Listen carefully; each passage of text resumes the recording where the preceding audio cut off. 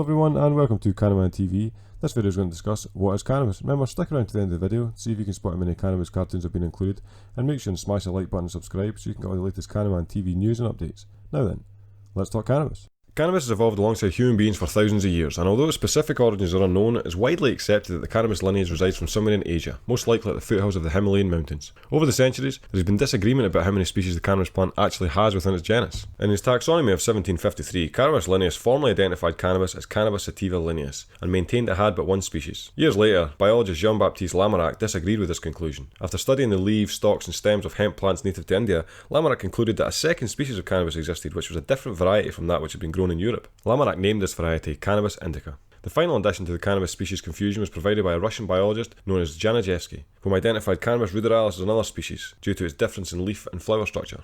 The differences between the strains of cannabis can be seen in their physical appearance but also in their effect when consumed. The effects of Cannabis sativa are noted to be uplifting, energising, encouraging socialisation and activity. Sativa is frequently used by consumers in a similar manner to caffeine, acting as a cognitive enhancer, often used to complete tasks, finish deadlines, or as a general boost on days of high activity.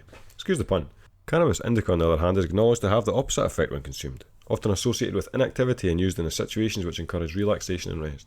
Indica is frequently the favoured option when producing medicinal cannabis oil, acting as an efficient muscle relaxant and effective pain relief. Cannabis ruderalis, due to its weak THC content, is rarely used for recreational or medicinal consumption. However, due to its convenient flowering ability, Cannabis ruderalis is often used to create autoflowers. Autoflower is a variety of cannabis which automatically flowers based on a predetermined life cycle embedded in the genetics of the seed, hence the name Autoflower. Autoflowers are used to grow quick and efficient plants, often noted to be of weaker potency, largely due to the ruderalis content, although autoflowers have been increasing in potency in recent years. Cannabis hybrids are varieties of cannabis which have been crossbred, in the same manner as autoflowers, to incorporate specific characteristics of both indica and sativa strains into one product. For example, an indica strain might provide effective pain relief but also makes the consumer drowsy. By crossbreeding the indica with a sativa variety, which is known to have energising effects, the consumer can experience the best characteristics of both strains. Hemp should be mentioned here as many individuals become confused as to what hemp is and where it fits into the cannabis family. Hemp is associated with all parts of the cannabis plant which are non-psychoactive. The generally accepted definition of hemp is regarded as cannabis which contains less than 0.3% THC. In the past, before the mass identification and labelling of cannabis, hemp was generally the accepted term used to describe all cannabis varieties in the western part of the world, although an abundance of slang terms are also used on a social level. Nowadays, hemp strains are specifically grown to have extremely low levels of THC with high levels of CBD, allowing for the hemp material to be used for medicine as well as food, fuel and working materials. In 1894, the British government released the Indian Hemp Drug Commission report, which was the first mass analysis of hemp consumption on a large demographic. The report analysed the impact of hemp narcotics on the physical, mental and moral well-being of the Indian populace.